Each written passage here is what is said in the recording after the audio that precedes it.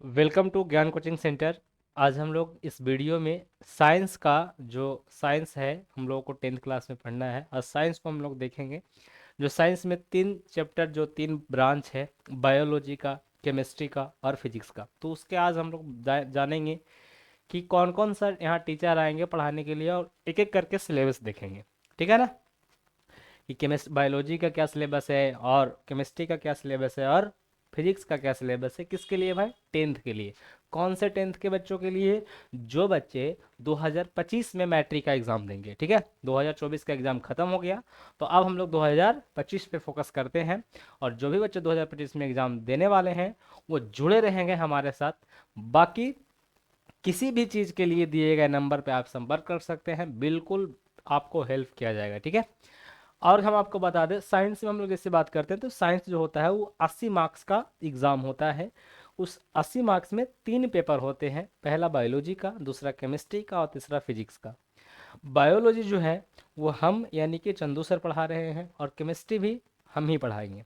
ठीक है, अगर आपको बायोलॉजी, केमिस्ट्री या फिजिक्स, साइंस या किसी भी पेपर का कोई भी चीज़, कोई क्वेश्चन पूछना हो, कोई नोट्स चाहिए, कोई हेल्प चाहिए, कोई प्रॉब्लम है, कोई डाउट है, तो उसको पूछने के लिए आप हमको फॉलो कर सकते हैं। हमारा मोबाइल ऐप जो ज्ञान कोचिंग सेंटर के नाम से है, आप उसको प्ले स्टोर से डाउनलोड कर सकते हैं।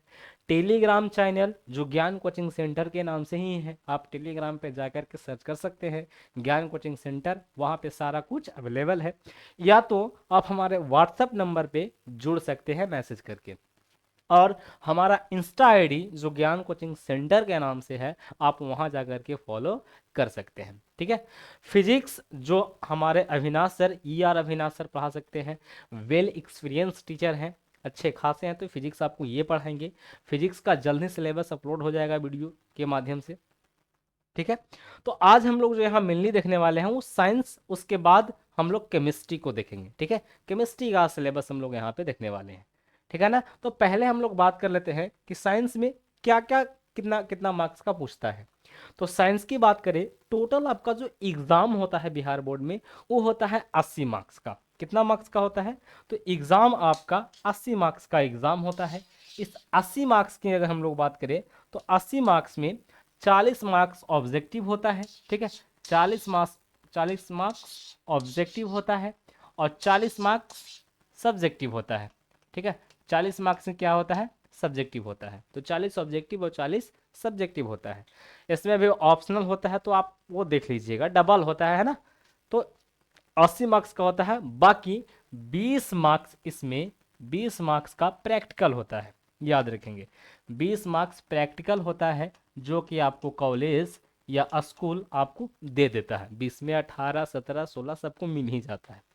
ठीक है, तो अगर इस साइंस में हम लोग टोटल 80 मार्क्स की बात करेंगे तो क्वेश्चन आएंगे कहाँ से? क्वेश्चन आएगा बायोलॉजी से, क्वेश्चन आएगा केमिस्ट्री से और क्वेश्चन आएगा हमारा फिजिक्स से। प्यारा सा ये तीन विषय पढ़ना है आपको। अगर हम लोग बायोलॉजी में बात कर ले तो बायोलॉजी से लगभग 25 मार्क्स का क्वेश्चन पूछता है। ऑब्जेक्टिव और सब्जेक्टिव दोनों से मिला करके कितना मार्क्स का पूछता है? तो 25 मार्क्स का पूछता है। जिसमें से अगर हम लोग बात कर ले किसमें? बायोलॉजी में, तो 17 से लेकर के 20 ऑब्जेक्टिव रहते हैं 40, याद रखेंगे। 17 यानी 34 से लेकर के 40 रहता है, जिसमें से आधा बनाना होता है ना, हर एक चीज का डबल होता है यहाँ पे। जैसे 40 ऑब्जेक्टिव आपको बनाना है तो 40 ऑब्जेक्टिव नहीं, आप लोग को 80 ऑब्जेक्टिव होता है, ये आप लोग को पता होगा। बट जो मेन है जितना हमको बनाना होता है वो समझिए। 17 से 20 ऑब्जेक्टिव रहता है, जिसमें से आपको इतना कंफर्म बनाना ही होता है। सब्जेक्टिव जो आता है वो 13 मार्क्स का आता है। कितना मार्क्स का आता है? 13 मार्क्स का। इस सब्जेक्टिव में भी दो वैरायटी आएंगे जो आप लोग पहले से जानते होंगे। एक होता है इसमें लॉन्ग क्वेश्चन और एक होता है इसमें शॉर्ट क्वेश्चन। एक होता है इसमें लॉन्ग क्वेश्चन और एक होता है इसमें शॉर्ट क्वेश्चन। लॉन्ग क्वेश्चन एक आता है जो 5 मार्क्स का रहता है, एक बनाना होता है जो 5 मार्क्स का रहता है। दो आते हैं, अब जो दो आएंगे इस बायोलॉजी में, 8 चैप्टर है, 8 चैप्टर में से कहीं से भी आ सकते हैं। सेम केसेस है केमिस्ट्री की तरफ अगर आगे बढ़ेंगे तो केमिस्ट्री में भी देखेंगे तो केमिस्ट्री से भी टोटल 25 मार्क्स का क्वेश्चन रहते हैं, जिसमें से 17 हमको ऑब्जेक्टिव रहता है। कहाँ से? 17 केमिस्ट्री से ऑब्जेक्टिव रहता है और 13 मार्क्स का इसमें भी हम लोगों का सब्जेक्टिव रहता है। सेम पैटर्न फॉलो करता है हमारा फिजिक्स। फिजिक्स का वेटेज थोड़ा सा ज्यादा होता है। फिजिक्स जो है वो 30 मार्क्स का लमसम होता है। फिजिक्स ज्यादा क्वेश्चन आते हैं, जिसमें से ऑब्जेक्टिव उतना ही होता है, बस सब्जेक्टिव का यहाँ पे थोड़ा सा वेटेज बढ़ जाता है। सब्जेक्टिव जो है ना वो 14 मार्क्स का आ जाता है। एक यहाँ जो लॉन्ग क्वेश्चन पूछता है, जो लॉन्ग क्वेश्चन पूछेगा वो लॉन्ग क्वेश्चन 6 मार्क्स का होता है, जबकि बायोलॉजी और केमिस्ट्री में वो क्वेश्चन 5 मार्क्स का होता है। ये आप याद रखेंगे। तो ये था आपका ओवरऑल, ये आपका ओवरऑल है साइंस का इंट्रोडक्शन, जो हम लोग 10th क्लास में पढ़ेंगे 2025 के लिए। ठीक है ना। अब हम आपको यहाँ स्पेशल बताने वाले हैं सिर्फ केमिस्ट्री के बारे में, कि आखिरकार केमिस्ट्री में 10th क्लास का जो केमिस्ट्री है उसमें कौन कौन से चैप्टर पढ़ने हैं और हर चैप्टर में क्या क्या पढ़ना है। तो आइए हम लोग देखते हैं सिलेबस इंट्रोडक्शन फॉर किसके लिए भाई, तो 10th क्लास के लिए, जो बच्चे 2025 में एग्जाम देने वाले हैं उनके लिए। हम लोगों को केमिस्ट्री में, जो कि हमको अभी अभी देखे हम लोग कि केमिस्ट्री में 25 मार्क्स का क्वेश्चन पूछता है, सब्जेक्टिव प्लस ऑब्जेक्टिव दोनों से। इस 25 मार्क्स को गेन करने के लिए हम लोगों को टोटल 6 चैप्टर पढ़ने होते हैं। ठीक है, ये 6 चैप्टर से टोटल 25 क्वेश्चन बनते हैं, और ये 6 चैप्टर में से किसी 2 चैप्टर से 2 लॉन्ग क्वेश्चन रहता है, याद रखेंगे। किसी 2 चैप्टर से 2 लॉन्ग क्वेश्चन रहता है, जिसमें से एक बनाना होता है। आ रहा समझ में। और इस 6 चैप्टर्स में से 8 शॉर्ट क्वेश्चन रहता है, जिसमें से हम लोगों को केवल 4 ही अटेम्प्ट करना होता है, 4 ही बनाना होता है। ठीक है, तो बहुत इजी और बहुत आसान है ये चैप्टर। और जितना भी केमिस्ट्री, केमिस्ट्री कोई हार्ड नहीं है। बच्चे डर जाते हैं केमिस्ट्री का नाम सुनकर, केमिस्ट्री हार्ड नहीं है, बहुत इजी है ना। बस वो थोड़ा सा एक्सेप्शन और थ्योरी वाला पोर्शन आता है, वहां पे बच्चे थोड़ा सा लगता है डर। डरने की जरूरत नहीं है, आप शुरू से लेकर लास्ट तक जुड़े, बिल्कुल इजी है। देखते हैं कि करके। सबसे पहला हम लोग को पढ़ना है रासायनिक अभिक्रिया एवं समीकरण, जिसका इंग्लिश में बोलते हैं केमिकल रिएक्शन एंड इक्वेशन। ये हम लोगों को चैप्टर पढ़ना है। हम लोग एक एक करके चैप्टर में देखेंगे किसमें क्या पढ़ना है। दूसरा चैप्टर हम लोग को अम्ल, क्षार और लवण के बारे में पढ़ना है। एसिड, बेस एंड सॉल्ट के बारे में पढ़ना है। जो कुछ भी हम लोग खाते हैं 3 ही प्रकार का वो पदार्थ हो सकता है, या तो एसिड हो सकता है, या तो बेस हो सकता है, या तो सॉल्ट हो सकता है, याद रखेंगे। तीसरा चैप्टर जो हम लोग को इसमें पढ़ना हुआ है धातु और अधातु, मेटल्स और नॉन मेटल्स के बारे में पढ़ना है, जो कि आप इससे पहले कहीं ना कहीं आप पढ़ चुके होंगे। 7 में 8 में आप मेटल्स और नॉन मेटल्स के बारे में अच्छी खासी नॉलेज आप रखते होंगे। सेम नॉलेज को लेकर के यहाँ आना है, बस उसको थोड़ा सा यहाँ पे आपको हम एडवांस लेवल के बना देंगे। थोड़ा सा उसमें हम आपको कुछ एक्स्ट्रा बताया जाएगा जो यहाँ पढ़ना है। और हम लोग का जो चौथा चैप्टर है वो बहुत ही प्यारा चैप्टर है, कार्बन और इसके यौगिक। इसमें केवल और केवल कार्बन का ही माला जपना है, वनली फॉर कार्बन। कार्बन जिसका संकेत C होता है और परमाणु संख्या 6 होता है, ये कार्बन के बारे में ही सिर्फ पढ़ना है। और इससे बनने वाले जितने यौगिक होंगे, पदार्थ होंगे, उसके बारे में पढ़ना है। यूं बोले तो इस चैप्टर में हम लोग सिर्फ कार्बन का माला जपेंगे, कार्बन कार्बन कार्बन, सिर्फ और सिर्फ कार्बन पढ़ना है। अगला हम लोग बात कर लेंगे, एक 5वां चैप्टर है जो जिसको बोलते हैं तत्वों के आवर्ती वर्गीकरण। जो एलिमेंट है, अभी जो 118 एलिमेंट है, ये एलिमेंट जब प्रारंभ में थे तो इनको स्टडी करने के लिए, ताकि सबका स्टडी अच्छा से हो जाए, इसके लिए इनको कुछ वर्गीकरण किया गया, कुछ ग्रुप बना बना करके रखने का प्रक्रिया किया जा रहा था कुछ साइंटिस्टों के द्वारा। तो वही प्रक्रिया करने के काम को बोल दिया गया वर्गीकरण। अब इस वर्गीकरण के अंतर्गत बहुत सारे साइंटिस्ट का हम लोगों का नियम पढ़ना है 10th क्लास में। और अभी जो हम लोगों को पीरियोडिक टेबल दिया गया है, वो पीरियोडिक टेबल को बोलते हैं मॉडर्न पीरियोडिक टेबल। तो ये तत्वों के वर्गीकरण किया गया था, बहुत सारा इसमें प्रयास हुआ था, कई साल का मेहनत है, तब हम लोग का जो पीरियोडिक टेबल मिला है, जो हम लोग 10 रुपये में खरीद लेते हैं। और हर बच्चे के पास जो केमिस्ट्री पढ़ते हैं, जो केमिस्ट्री से लगाव रखते हैं, वो हर बच्चे के पास एक पीरियोडिक टेबल जरूर होना चाहिए। तो आज ही आप कोशिश कीजिए, आज ही एक पीरियोडिक टेबल खरीदें और जहां पे भी आप पढ़ते हैं वहां पे उसको फोटो के रूप में लगा ले। ठीक है, इतना आप याद रखेंगे। दूसरा, अगर हम लोग इसके बाद अगर हम लोग बात करेंगे तो इसमें सिर्फ और सिर्फ पीरियोडिक टेबल ही पढ़ना है। ठीक है, आगे हम लोग बात कर लेते हैं। लास्ट चैप्टर जो है वो लास्ट चैप्टर है क्या, प्राकृतिक संसाधन। लास्ट चैप्टर क्या है भाई, प्राकृतिक संसाधन है। अब प्राकृतिक संसाधन और इसका प्रबंधन क्या था कि जब ग्लोबल वार्मिंग हुई थी तो सारे देशों ने मिल करके एक बैठक बनाया था कि ये जो प्रदूषण बढ़ रहा है इसको रोका जाए। तो इसको रोकने के संदर्भ में जितने सारे काम किए गए हैं वो कामों को ना सभी बच्चों को पढ़ाना है, चाहे वो बच्चे आर्ट्स पढ़े तो भी, चाहे वो बच्चे साइंस पढ़े तो भी, जो भी बच्चे हैं ना वो सबको पढ़ाना है। इसीलिए हर साइंस में, साइंस के हर ब्रांच में, यानी केमिस्ट्री में, बायोलॉजी में, फिजिक्स में लास्ट का जो लास्ट चैप्टर होगा ना, लास्ट एक चैप्टर, वो जो चैप्टर है वो आपको सोशल साइंस से ही मिलेगा। तो यहाँ पर जो प्राकृतिक संसाधन है, हालांकि प्राकृतिक संसाधन के बारे में जियोग्राफी में पढ़ना है, सोशल साइंस के जियोग्राफी में पढ़ना है, बट यहाँ पे भी हम आपको पढ़ाएंगे प्राकृतिक संसाधन। इस बार क्या किया है एग्जाम में 2024 में कि हर लास्ट चैप्टर से एक लॉन्ग क्वेश्चन दिया है, हर लास्ट चैप्टर से एक लॉन्ग क्वेश्चन दिया है। और ये तो ज्यादातर बच्चे पढ़ते ही नहीं है, तो यहीं पर वो लोग फेल हो गए हैं, यहीं पर वो लोग डीमोटिवेट हो गए हैं। और इसमें से कुछ ऐसा क्वेश्चन देगा जो आपसे ना बनेगा, लेकिन ये बनेगा, क्योंकि ये ऐसा क्वेश्चन आपसे देगा जिसके बारे में आप कुछ ना कुछ जान रहे हैं, तो आप इसको लिख दीजिएगा, ये लिखने का चीज है। तो ये चैप्टर पढ़ना बहुत जरूरी है। तो ये 6 चैप्टर के बारे में हम लोग को पढ़ना होता है। आइए एक एक करके देखते हैं कि कौन से चैप्टर में कौन सा टॉपिक हम लोगों को कवर करना है। सबसे पहला है chemical reaction and equation, that means रासायनिक अभिक्रिया और समीकरण के बारे में। इसमें हम लोग जैसे ही एंट्री करेंगे तो सबसे पहला टॉपिक हम लोगों का जो डील्स होगा वो होगा रासायनिक समीकरण क्या है। जब आप रासायनिक समीकरण को अच्छे से समझ जाएंगे तब हम आपको बताएंगे कि संतुलित रासायनिक समीकरण क्या है। तो सर कोई और समीकरण है क्या? बिल्कुल है।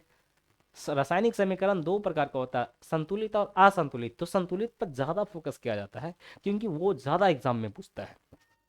आगे आपको हम पढ़ाएंगे रासायनिक अभिक्रिया के बारे में। जब रासायनिक अभिक्रिया पढ़ लीजिएगा तब फिर इसके प्रकार के बारे में यहाँ पढ़ना है हम लोग को। कौन कौन से प्रकार है भाई? संयोजन है, अपघटन है, विस्थापन है, दोहरा विस्थापन है, बहुत सारा एग्जाम्पल है। प्रकाश रासायनिक अभिक्रिया, अवक्षेपण रासायनिक अभिक्रिया, उदासीनीकरण रासायनिक अभिक्रिया, बहुत सारा है।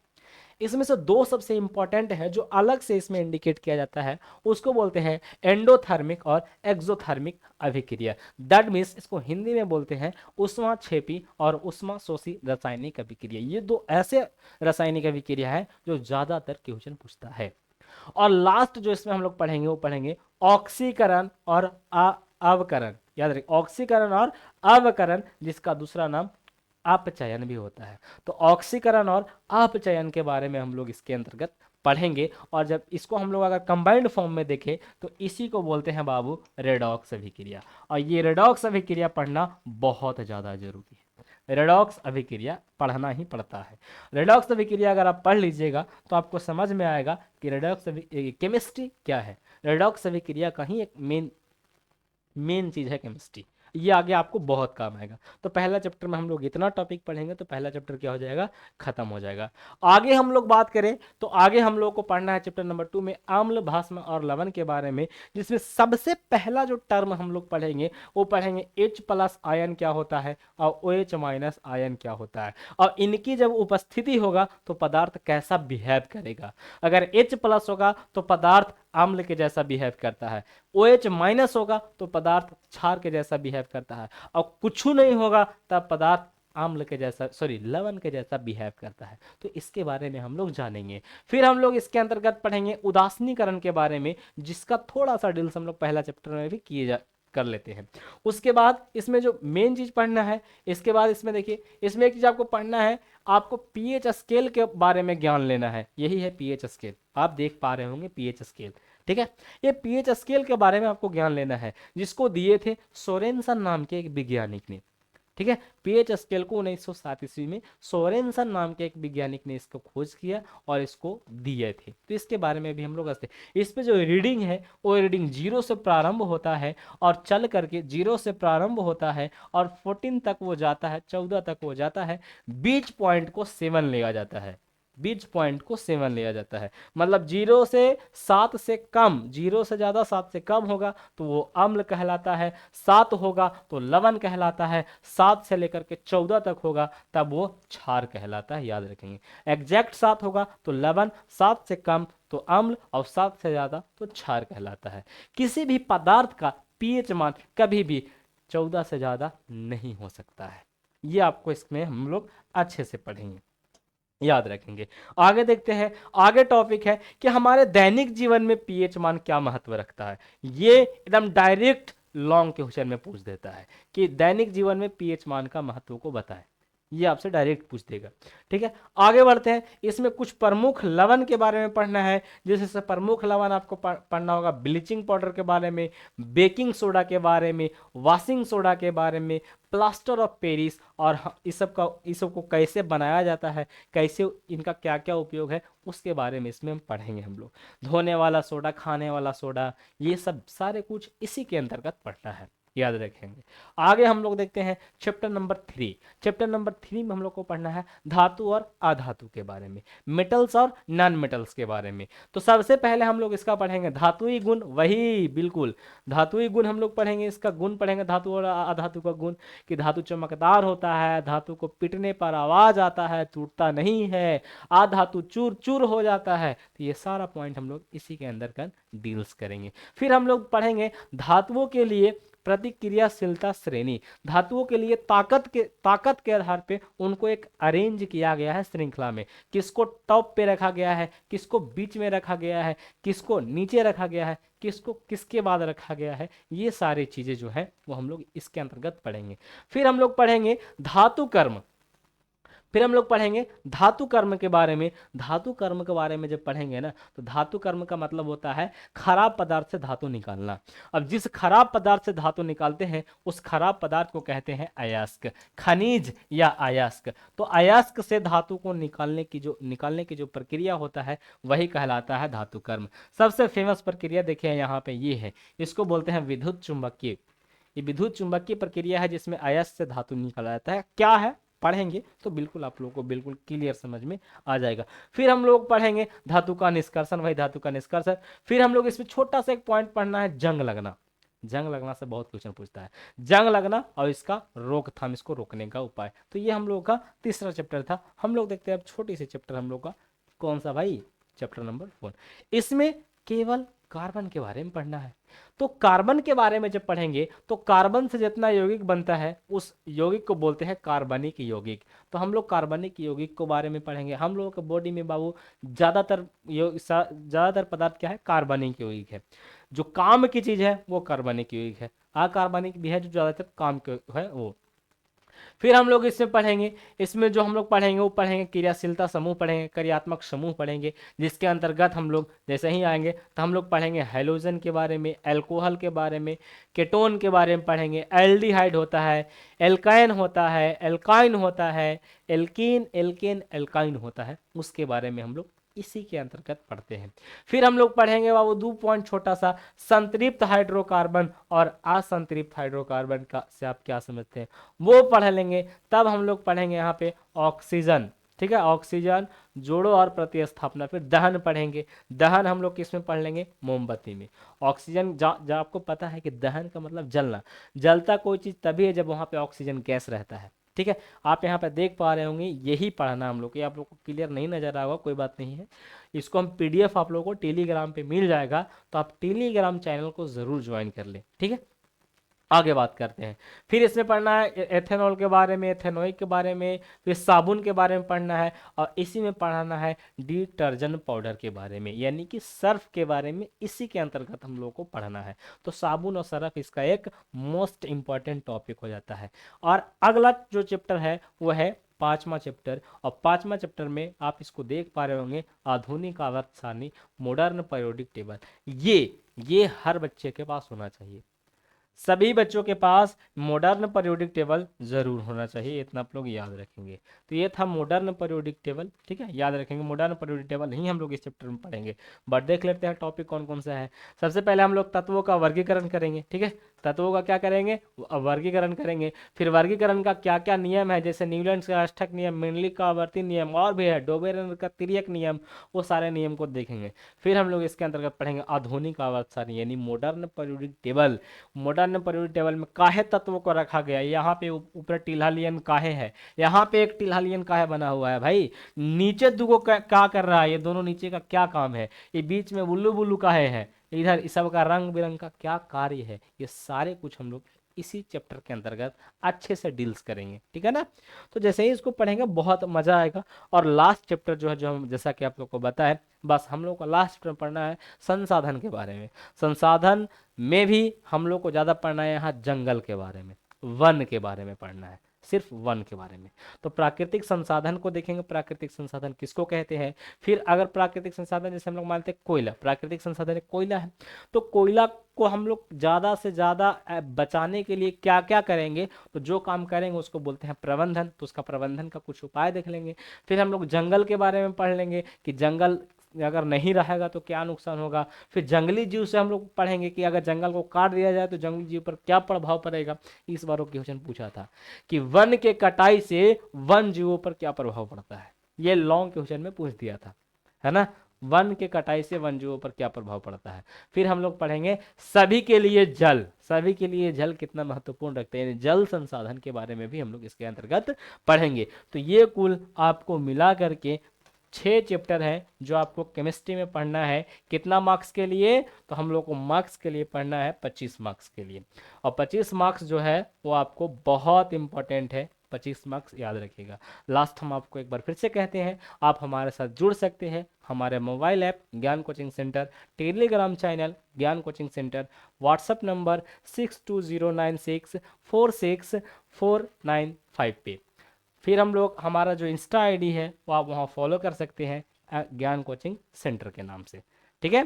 तो हम लोग अगले वीडियो से साइंस में हम लोग देखेंगे कि केमिस्ट्री का एक चैप्टर क्या है, चैप्टर वाइज हम लोग पढ़ना शुरू कर देंगे। इसी प्रकार आपको बायोलॉजी का भी सिलेबस मिल जाएगा, फिजिक्स का भी सिलेबस बहुत जल्दी मिल जाएगा, बाकी सारे सब्जेक्ट का सिलेबस इंट्रोडक्शन आपको इस चैनल पे मिलेगा, ठीक है। तो दोस्तों तक शेयर जरूर करेंगे, और अच्छा लगा हो तो कमेंट जरूर करेंगे कि बिल्कुल सर केमिस्ट्री में क्या पढ़ाना था, किस चैप्टर में कौन सा टॉपिक पढ़ेंगे, ये सब कुछ हम लोग को समझ में आ गया है। यानी यूं बोले तो 2025 के लिए जो टीजर होता है, जो टेलर होता है, वो केमिस्ट्री का टेलर हम लोगों का माइंड में आ चुका है। अब पिक्चर के लिए आपको 2025 तक मेहनत करना होगा, क्योंकि फिल्म बनाना इतना आसान है नहीं। टीजर तो हम बना दिए, टीजर आप देख लिए, है ना, टेलर आप देख लिए। अब फिल्म बनाने के लिए हम लेखक हैं। अब आप लोग अपना अपना रोल निभाइए, हम जैसे जैसे लिख रहे हैं अपना अपना रोल बखूबी निभाइए, तो बिल्कुल ऑटोमेटिक पिक्चर बन जाएगा और पिक्चर एक बहुत जोरदार बनेगा। जय हिंद।